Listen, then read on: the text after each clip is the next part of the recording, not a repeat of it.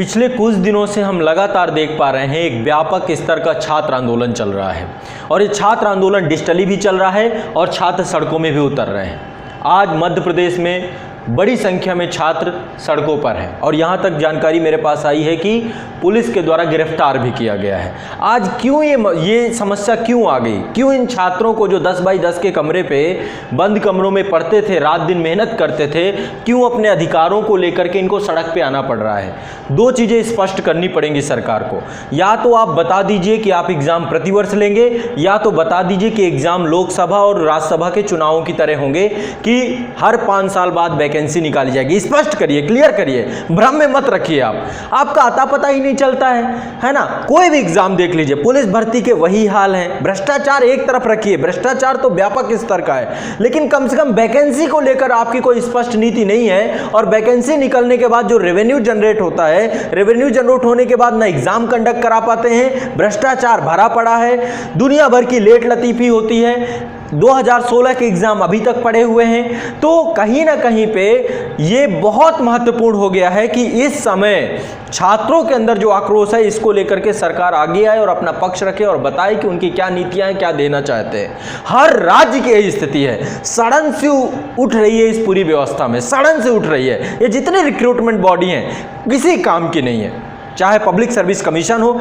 मतलब ही नहीं है यहाँ पे छात्र से, कोई मतलब नहीं है कि हम एग्जाम नहीं लेंगे, हम एग्जाम नहीं। अरे भाई, यहाँ पर स्थिति देखिए, एक किसान का बेटा है जो गरीब घर से आता है, उसकी स्थिति देखिए। बाहर रह रहे हैं, 10-10, 15-15 हज़ार के रूम लेकर के रह रहे हैं। इतना पैसा नहीं है किसी के पास, आपको पता ही नहीं चलता है। आप 2016 का एग्जाम 2020 में ले रहे हैं। उत्तर प्रदेश में देखिए समीक्षा अधिकारी के साथ क्या हुआ और आपकी नीतियों के कारण हुआ। यही मध्य प्रदेश में भी पुलिस परीक्षा एग्जाम भर्ती का पता ही नहीं कब आएगी तो किस तरीके से होगी। करप्शन दुनिया भर का है। तो ये लोग जो सड़क पे उतरते हैं, इनको आप दमन चक्र भी चलाते हैं। तो कहीं ना कहीं पे या तो स्पष्ट कर दीजिए, बच्चे कुछ और करें, छोड़े ये सब चीजें, हम भी पढ़ाना छोड़ें, आप भी जो है चीजों को खत्म किया जाए। लेकिन यदि आप इस चीज को स्पष्ट करना चाहते हो तो ज्यादा कहीं ना कहीं पे, नहीं तो स्थिति बहुत भयावह हो जाएगी। स्थिति को भयावह होने में समय नहीं लगता है।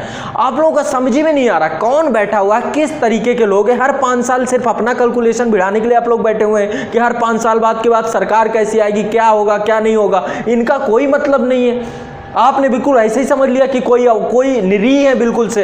तो ऐसी स्थिति में बहुत जरूरी है कि हम सब सामने आए और सामने आकर के इनको जो है अभी देखें, कहीं ना कहीं पे हर स्तर पे प्रयास करना पड़ेगा। जरूरत पड़ेगी अनशन तक में जाएंगे, ये कंडीशन भी होगी, ये भी क्रिएट करेंगे। सड़क पे उतरना पड़ेगा, सड़क पे उतरेंगे। बहुत सारे छात्र हैं जो सड़क पे आ जाएं। कितने छात्रों का मुझे लगातार मैसेज आ रहा है, फोन आ रहा है कि सर पुलिस के द्वारा दमन चक्र चलाया जा रहा है। अरे हमारी बात भी नहीं सुन सकते हो, इतनी भी आपके अंदर शर्म नहीं है ना। मतलब कि यदि 2 बातें हम कहना चाहें आपको तो भी नहीं, आपको वो भी सुनने के लिए आपके अंदर एक पेशेंस नहीं है। बस पुलिस ले जाएगी, ये कर लेगी, वो कर लेगी। क्या कंडीशन बना के रख दी है। पानी सर से ऊपर उठ चुका है। इस देश में छात्र का कोई सम्मान नहीं, कोई रेस्पेक्ट नहीं, ना एजेंसी करती ना गवर्नमेंट करती। बस वोट बैंक के लिए आप लोग को जरूरत पड़ती है। वोट बैंक के टाइम पे आप आ जाते हैं, सबको वोट चाहिए। एक वोट के टाइम पे वैकेंसी की भरमार। जैसे ही चुनाव खत्म, इसके बाद ना वो वैकेंसी पता नहीं कहाँ गई, क्या हुआ क्या नहीं हुआ। आप जब भी देखेंगे, जब भी चुनाव आएगा वैसे ही कंडीशन हो जाएगी। ऐसे जोड़ तोड़ के हर जगह अपनी सरकारें बना लेंगे।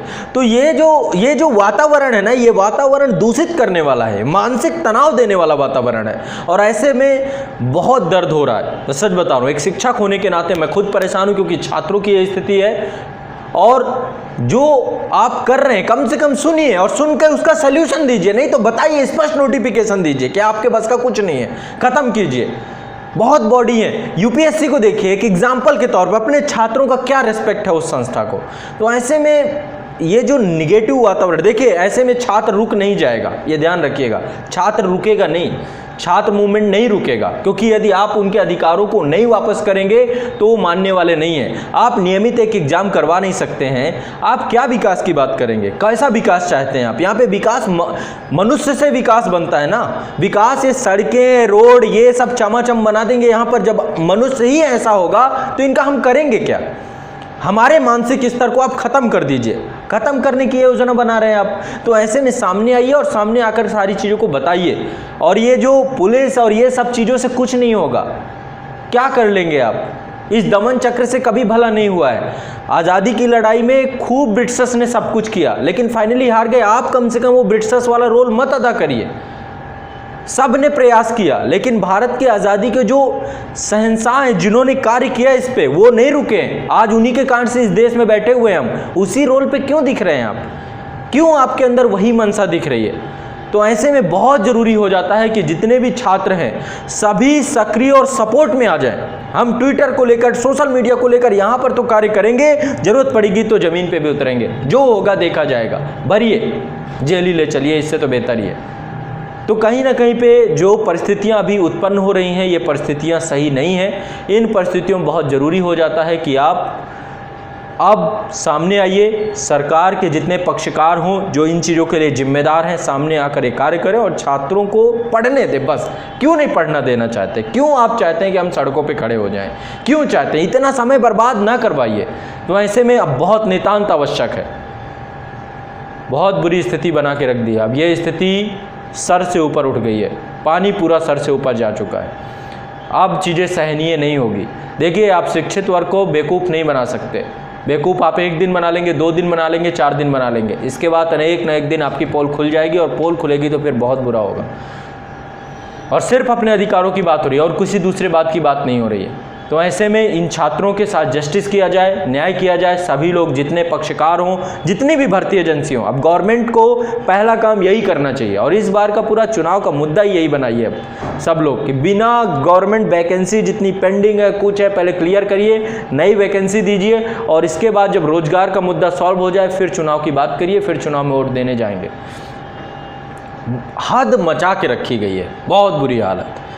तो ऐसे में जितने लोग अभी हैं, मैं लगातार जितने छात्रों का संपर्क हो रहा है संस्थान से, आप लोग बिल्कुल तनाव मत लीजिए, संस्थान साथ में है, और जितने जो सहयोग करना होगा वो सहयोग उस स्तर का करेंगे हम, सपोर्ट को लेकर के, आप लोगों के अधिकारों को लेकर के, और आप जो भी कहेंगे, ठीक है। तो मैं आप लोगों के साथ जुड़ा हुआ हूँ, आप लोग की एक एक बातें मेरे पास पहुँच रही हैं, और जो संभव मदद होगी यहाँ से किया जाएगा। सभी छात्र एक साथ रहें, बस इतना है। किसी भी स्ट्रीम की तैयारी कर रहे हैं, सब लोग एकजुट रहें, ये बहुत ज़रूरी है। सबके अधिकारों की लड़ाई हो रही है। 2015 में CSAT आंदोलन हुआ था, उसके बाद ये एक बड़ा आंदोलन है सिर्फ और सिर्फ अधिकारों को लेकर के। तो ऐसे में कोई पीछे नहीं हटेगा, एक दूसरे की मदद करेंगे, चाहे आप किसी भी स्ट्रीम की तैयारी करने वाले छात्र हो। सबके अधिकार हैं, सबके साथ बराबर ही अन्याय हो रहा है। कोई ऐसा नहीं किसी के साथ ये है वो है, सबके साथ बराबर हो रहा है, चाहे वो PSC के बच्चे हों और चाहे वो किसी भी उसके एग्जाम के बच्चे हों। इसलिए आज जो MP में आंदोलन चल रहा है, ये आंदोलन सफल होगा, इसमें सरकार तक बात पहुंचेगी, और जितने लोगों को गिरफ्तार किया गया है इनको छोड़ा जाएगा जितनी जल्दी से जल्दी हो सके। चलिए, अभी इस पे लगातार मैं अपडेट्स में रहूँगा। आप लोग निश्चिंत रहें, जितने छात्र अभी आंदोलनरत हैं, और आप लोग तनाव ना लें। देखते हैं, कुछ नहीं होगा, सब चीज़ें नॉर्मल होंगी, और भर्तियाँ जो भी हैं समय से आएंगी, निकलेंगी।